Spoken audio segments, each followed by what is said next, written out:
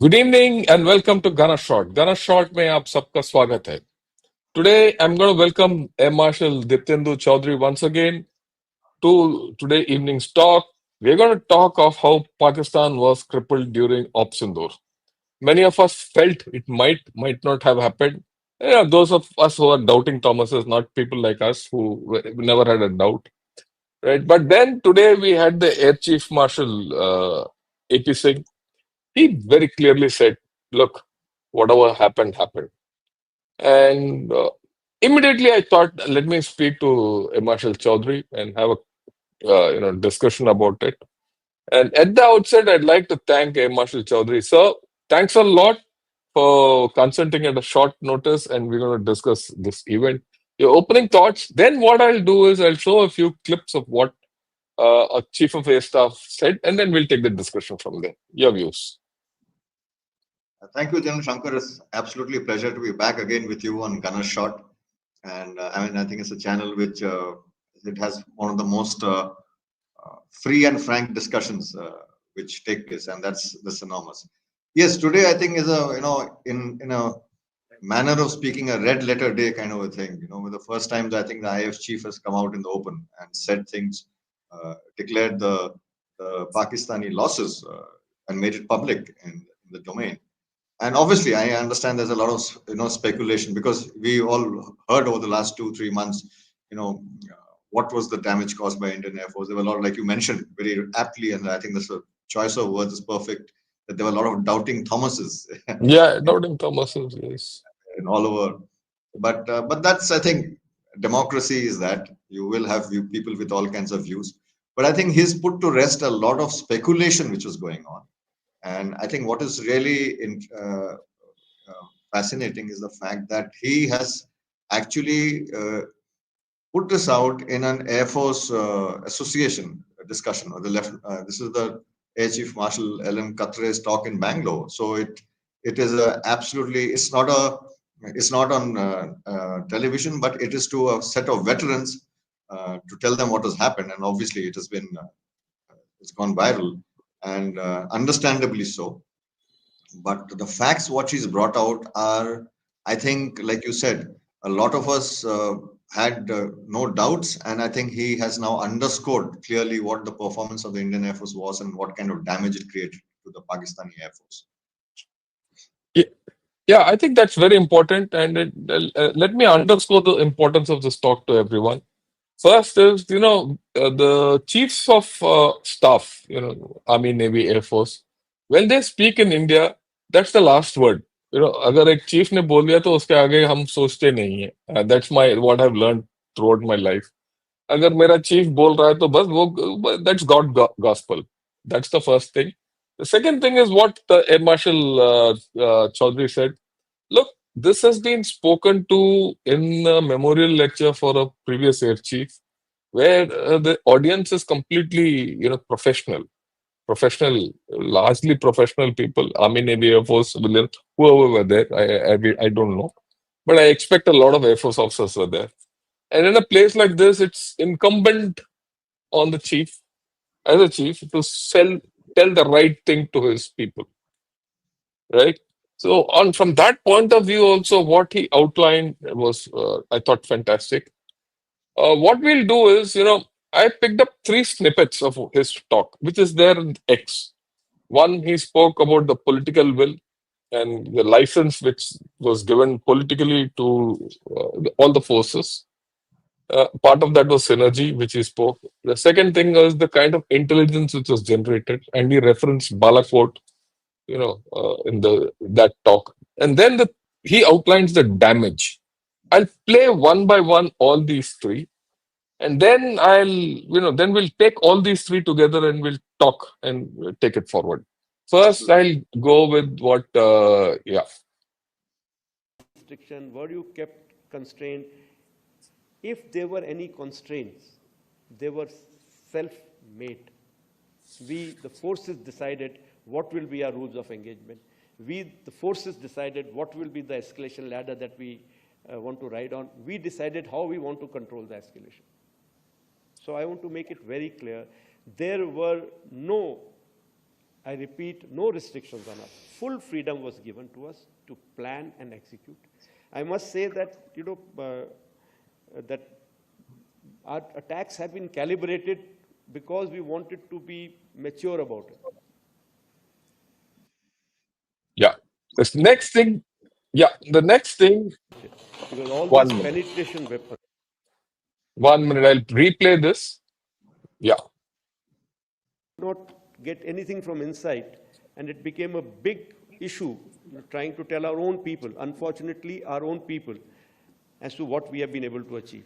We had intelligence of what has gone on inside. We had intelligence of, human kind of intelligence, where we had very clear picture of inside in terms of there has been huge damage. There have been so many terrorists which have been utilized, but we could not convince our own people that, look, we have achieved that. But this time, again, a thing like this would have given us the same problem. But we were lucky, and we got these videos on the open. This is the same building from inside. You see the amount of damage that it has created, because all these penetration weapons. Yeah. Now, the third thing, clip I'm going to show you is where he summarizes the damage which has happened in Pakistan caused by our Air Force. This is 1 minute. Sorry. earlier picture of Yeah. We'll show it again. one of them, again, a major airfield that was attacked. And here there's an F-16 hangar, which you can see here. And here, this is the photograph again from open source, from one of their earlier picture of the same hangar. And here, that hangar, which is one half of the hangar is gone. And I'm sure there were some aircraft inside which have got damaged there. So if I can just sum it up, what we were able to get there at least 2 command and control centers in like Murid and Chaklala that I have shown you one of the pictures. At least 6 radars, some of them big, some of them small. 2 SAGW system that is in Lahore and Okara. Then, of course, runway at Sargoda and Rahimia Khan. 3 hangars that we attacked. One was, of course, Sukur, the UAV hangar, the Bholari hangar of AEWNC, and Jacobabad, the F-16 hangar. And we have indication of at least 1 AEWNC in that AEWC hangar, and a few F-16s which were under maintenance there. Apart from these, the SAGW systems, mostly from, I'm talking about fighter aircraft are from S-400. We have at least 5 fighters confirmed kills and 1 large aircraft, which could be either an Elint aircraft or an AWNC aircraft, which was taken out at a distance of about 300 kilometers. This is the actually largest ever recorded surface-to-air kill that we can talk about. And Yeah. So he's, outlined a lot of things. He's outlined the political freedom or, the will and the freedom to operate. He's spoken of INT, which we had, very importantly. And he's spoken of how we hit and, damaged their runways, their, air defense systems, their, surface-to-air guided missile bases, systems. And then of hitting aircraft in their hangars and hitting aircraft in the air.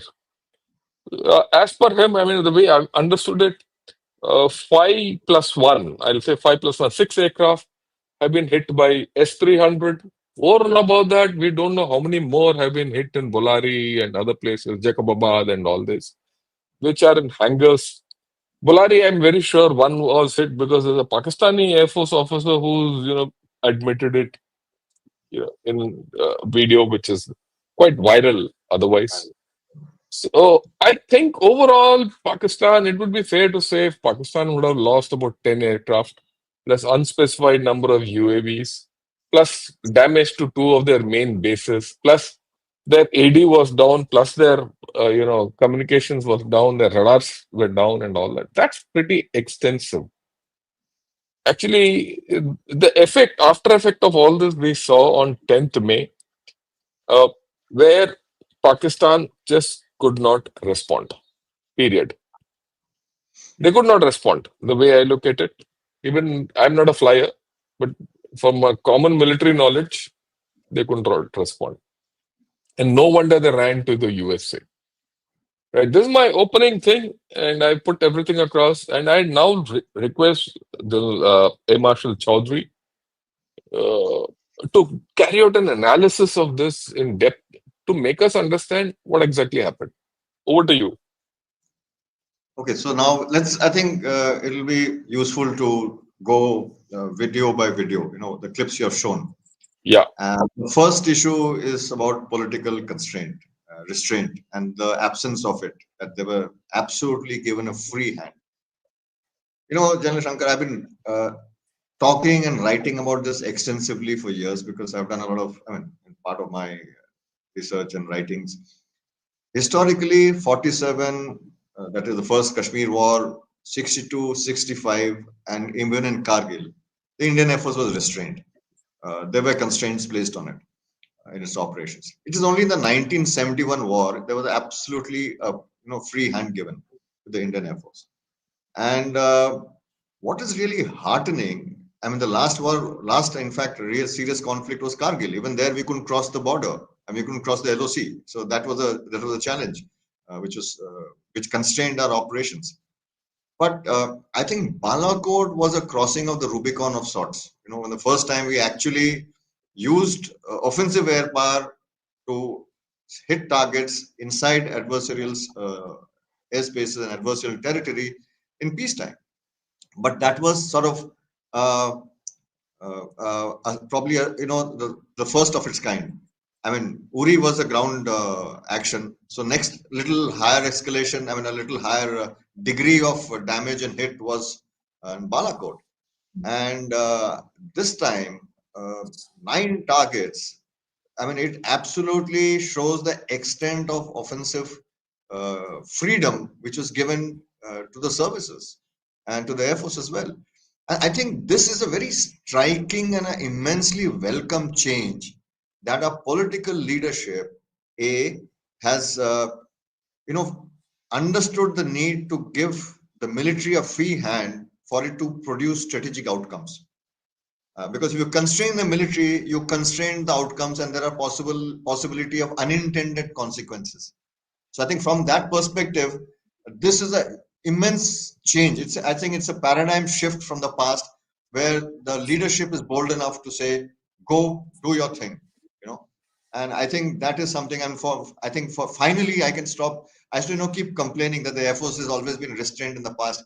I think I'm going to stop doing that from now on. So that No, is something. I must add to this. I must add to this. You see, this is not just my air chief saying this. Last week, the chief of army staff was in IIT Madras. I've had a one-on-one with him. I've known him from long. And I also was there when he addressed the whole IIT. And he's actually said whatever the Air Chief Marshal has said. Virtually. That there was tremendous cooperation between forces, and the forces were told, do what you have to do. No pressures. So I think that's a very important thing, and it augurs well for India. All yours. You're absolutely right on this. And what is another, now that you've said this bit, yes, we had already seen pictures of all the chiefs with the CDS when they were, in the pre-conference with the Prime Minister, the RM, and the other players at that point in time who were there in that meeting. The fact that I think we have got a CDS has made all the difference. It has sort of stitched the 3 services together. And this is something, very frankly, when the chips are down, the 3 services have always come together. But, this is the first time, I think, right from the start, right, there was such a linear sort of synergy, right from the top leadership through the CDS, through the service chiefs.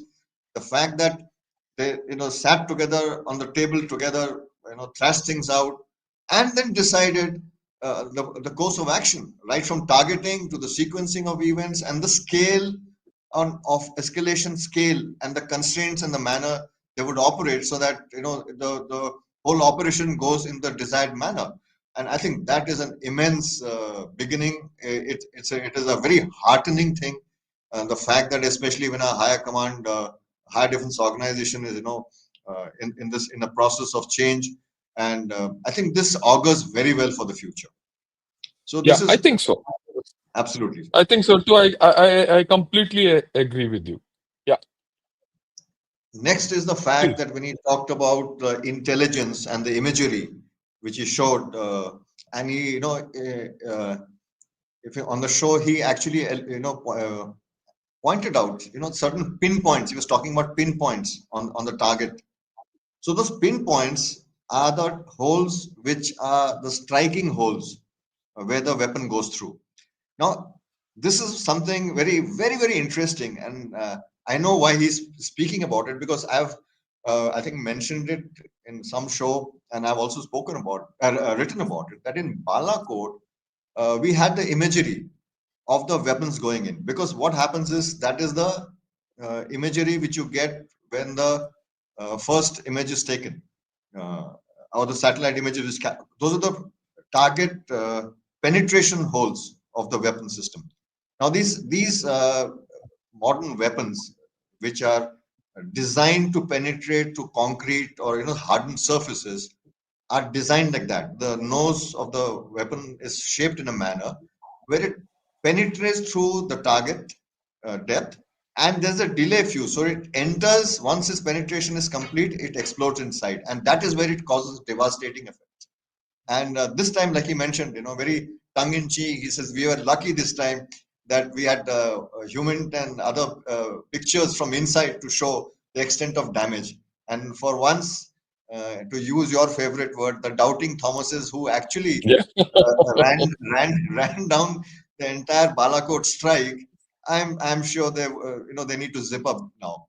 So that is Yeah. one important aspect. But interestingly, what is really important, which comes out, and the thing which I would take away from this, is the fact that we've had to that we needed to rely on OSINT and external sources for this imagery.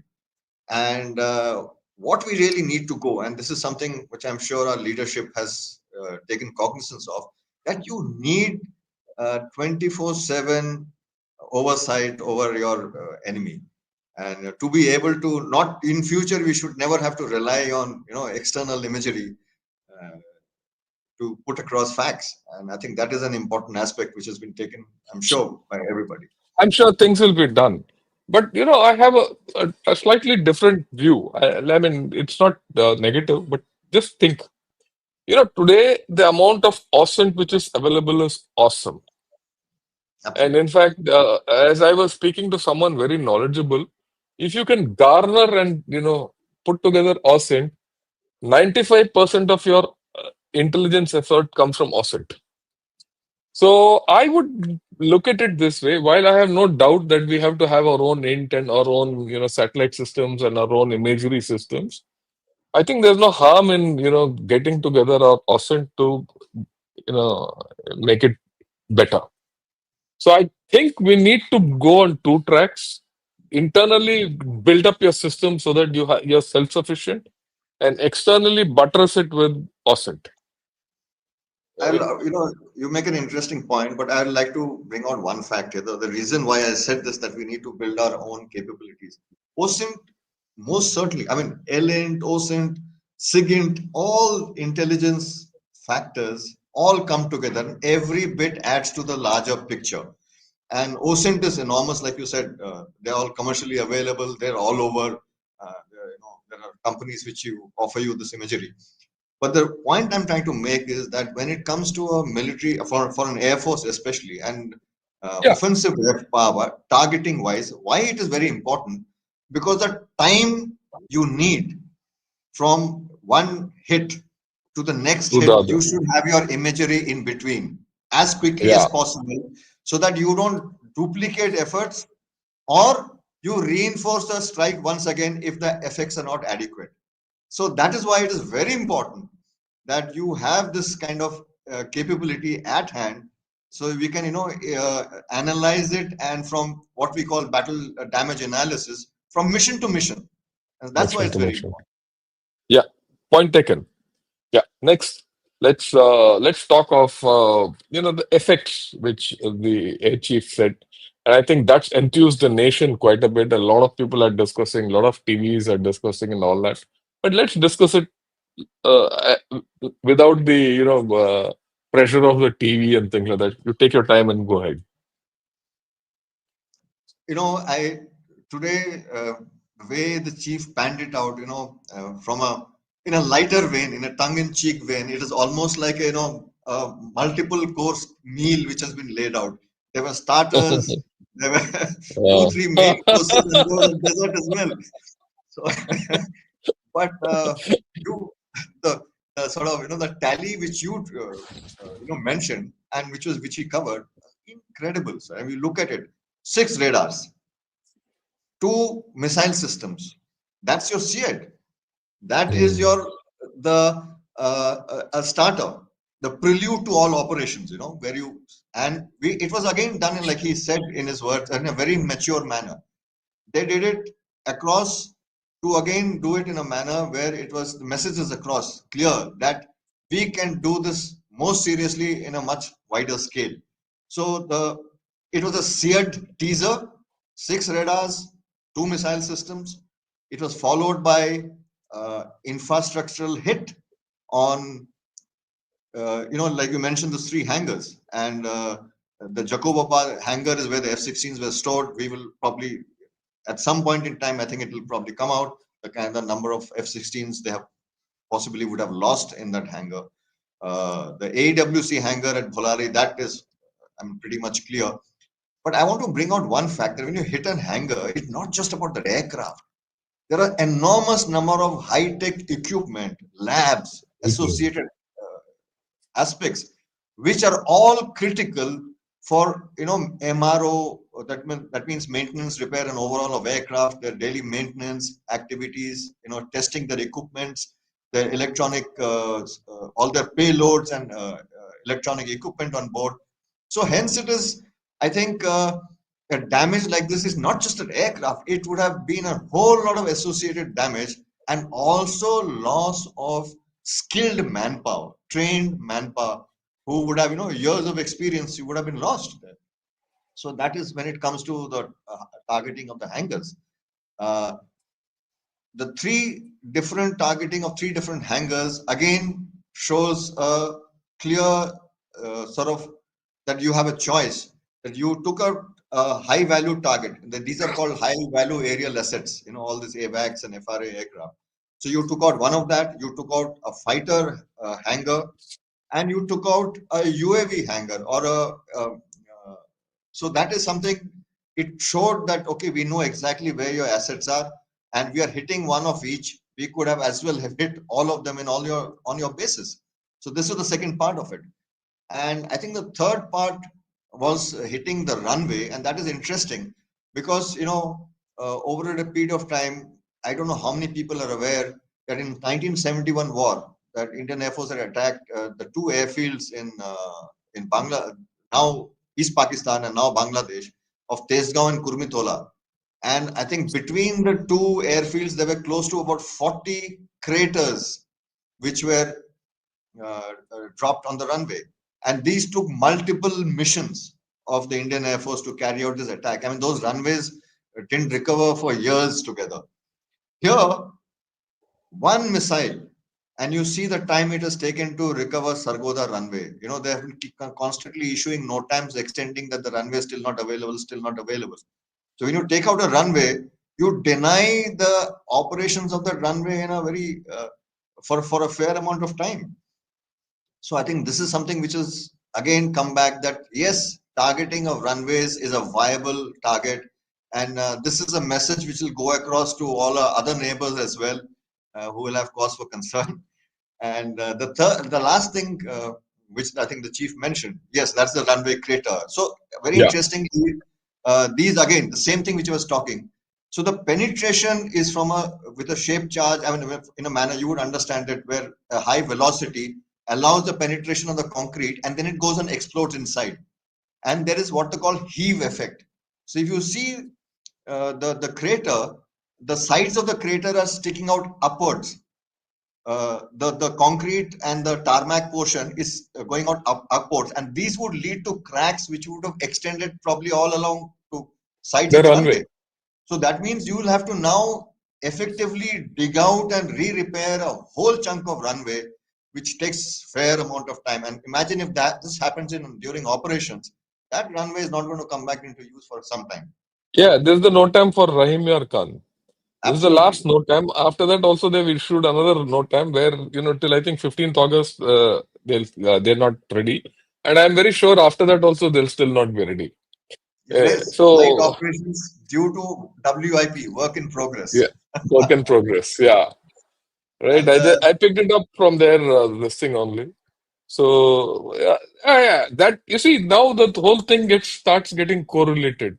Just let me explain some of these pictures I got so that I've been flashing them. This is of course Noor Khan base where yes, their communication center was hit, and this is Sargoda where the runway was hit at two places as you mentioned, and this is Kirana Hills. We'll talk of Kirana Hills in the end. Right, this is again Kirana Hills, right? And yeah, this is Murid where Murid was hit many places. This is one place where it was hit, and then their weapon emplacement, wherever their weapons were there, it was hit. You remember you spoke of that pinhole effect. Here it yep. isn't this that pinhole effect. You can't see, and they put a tent on top. From then to now, the tent has not come out. Oh, मतलब वो tent से ही cover है ये same place, Murid. All right, this is the Notam which I showed you. This is Bulari, where the hangar was hit, and in this we've hit a AEW aircraft, as per the Pakistan, Air Force officer who was explaining this. And this is, of course, Jacobabad, where we hit the F-16s or UAV. I'm not, I don't remember, but something is hit, and you can 16. see the whole thing's gone. F-16s, yeah, Jacobabad, and this, of course, the Rahim Yar Khan runway, right?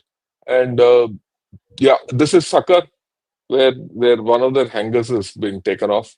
Okay, so this is all these pictures I have about the damage. Now let's see. Do you think on 10th morning the Pakistan Air Force was fit to fly? They would have most certainly. I mean, one cannot deny an air force totally. For that, we would have had to hit all the airfields and Yeah, clear all the whole the simultaneously. yeah But there would have been immense uh, break in their losses. operations, immense losses, break in their operations, recovery of damage, clearing, getting.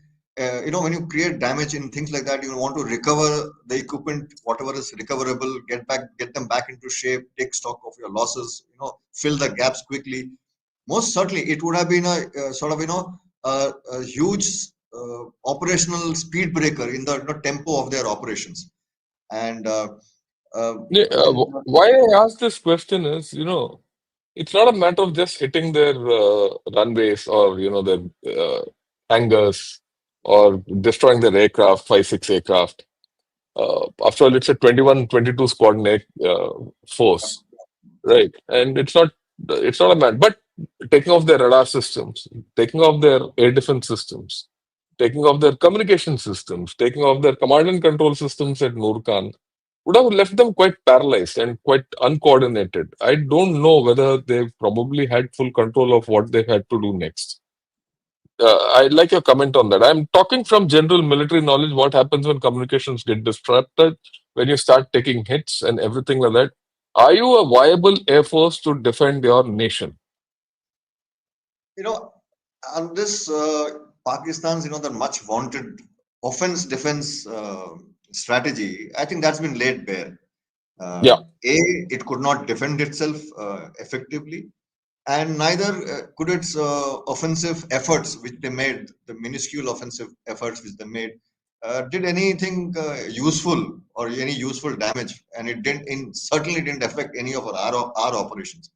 But what you said, I want to bring out one aspect, that strategic targeting or offensive depth targeting, which the Air Force has been doing. I mean, that is our bread and butter for the longest time. When we plan strikes and missions, it is not, there are very clear, uh, there's a very intensive approach which is taken out. You just don't pick a target. Yes, you can pick a target and hit, but you can imagine that these targets, their intelligence would have been available for the longest period of time, because each target you hit, uh, there is a target analysis which is carried out. Like if you are hitting a reinforced structure, it needs a certain kind of weapon. If it is a whether, like you would be very clear on this, whether it's armor piercing or high Yeah, end explosive incendiary, things like that.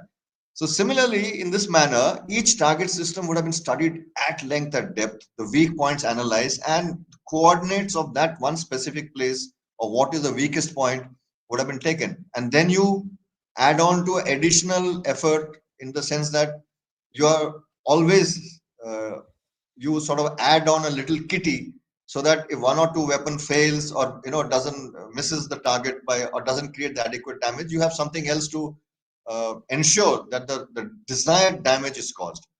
So look at the range of targets we have hit, and I can bet my bottom dollar, as the Americans say, on the fact that uh, all these target systems with the PAF would have been analyzed, and they are well within our target repository.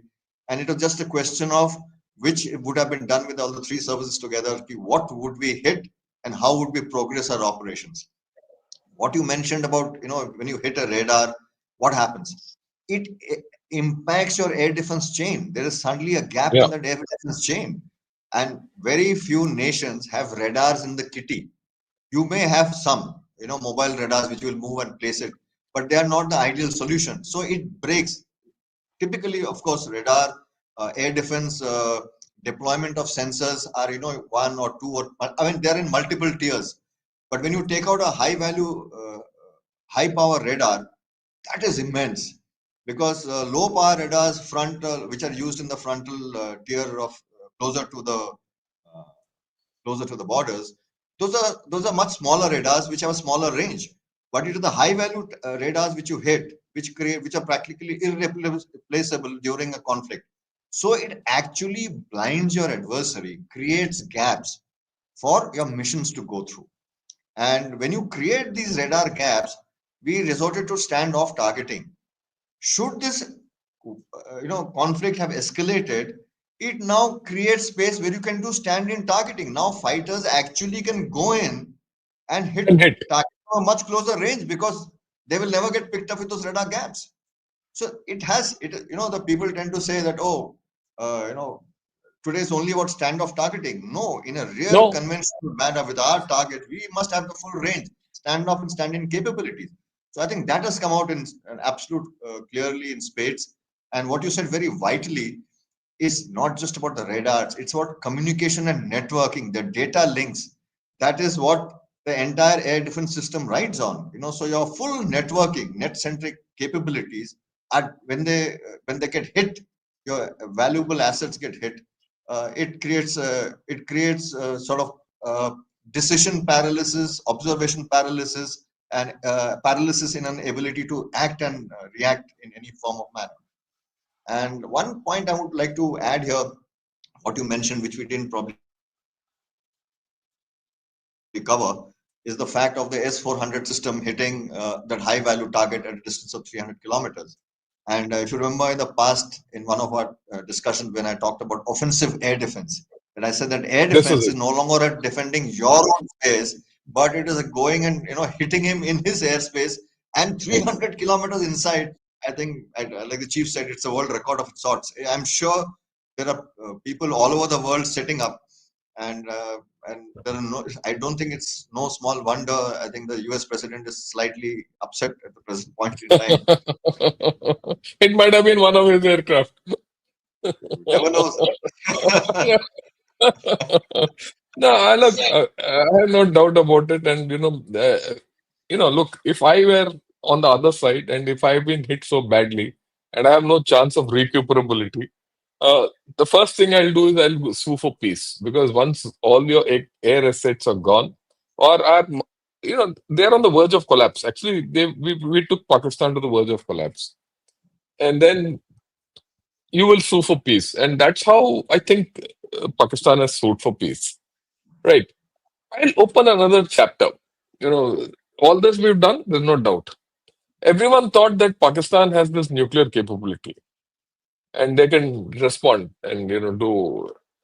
And if you analyze the Pakistan nuclear capability, they have three legs, or rather three uh, aspects of this nuclear capability. One is the tactical nuclear capability which they have with those Nasser missiles, and those are supposed to be counter force targets against our enemy or columns which were to go in on defensive, I mean in offensive into Pakistan for a cold start doctrine, as which they call.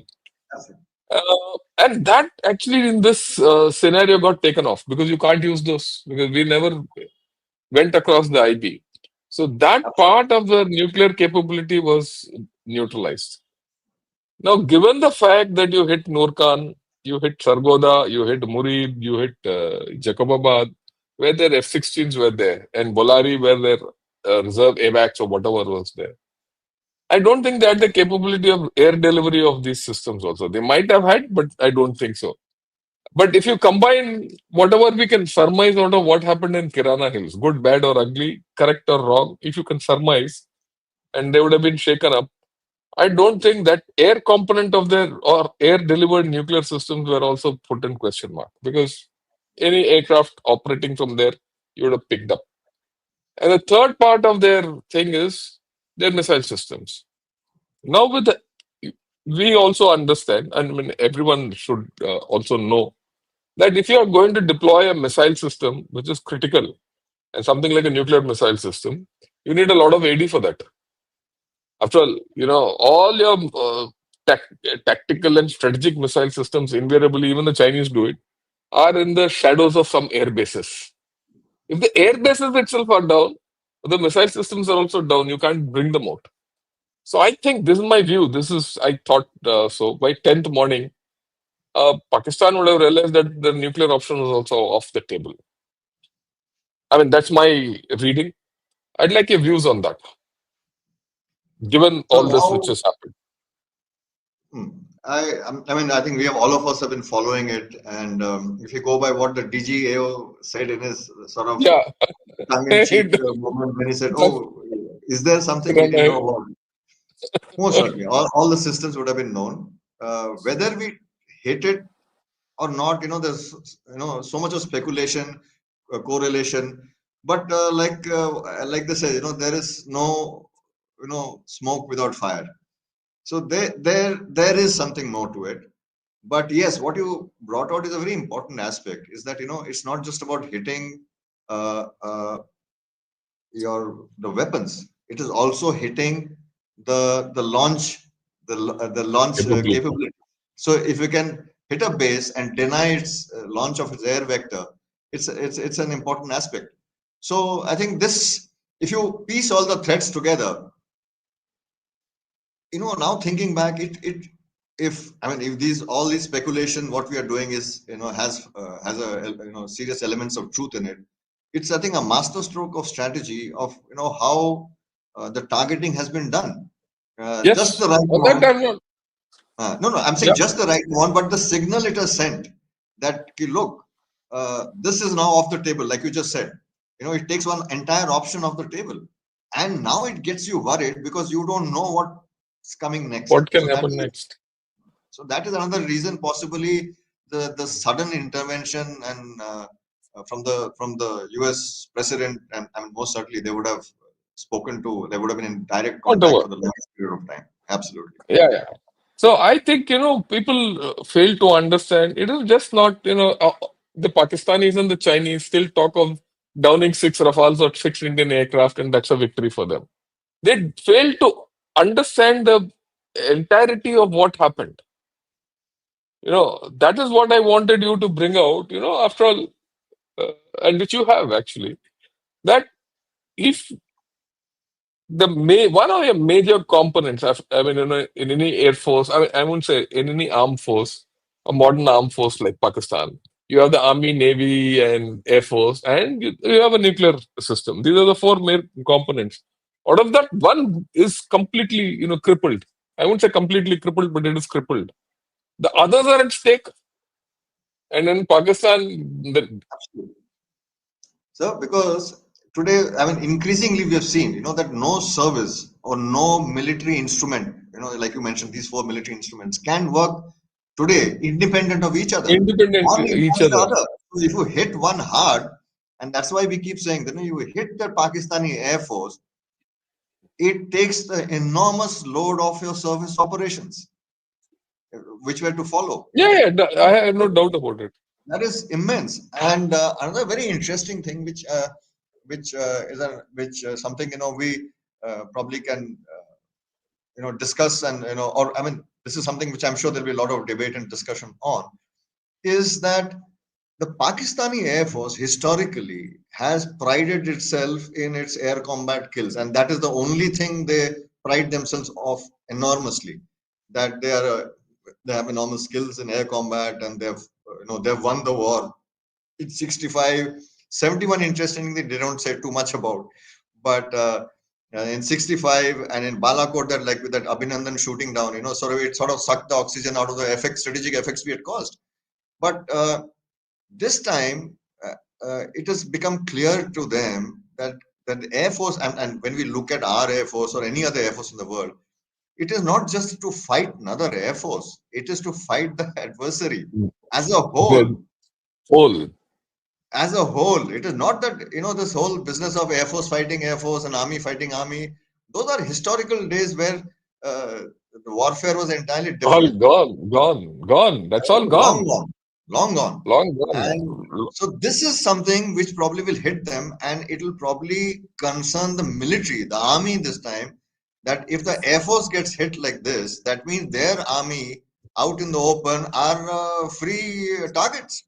So Yeah, that yeah. is a huge thing. So I'm quite sure there will be a probably huge doctrinal change in not only in Pakistani Air Force and the military outlook in the future.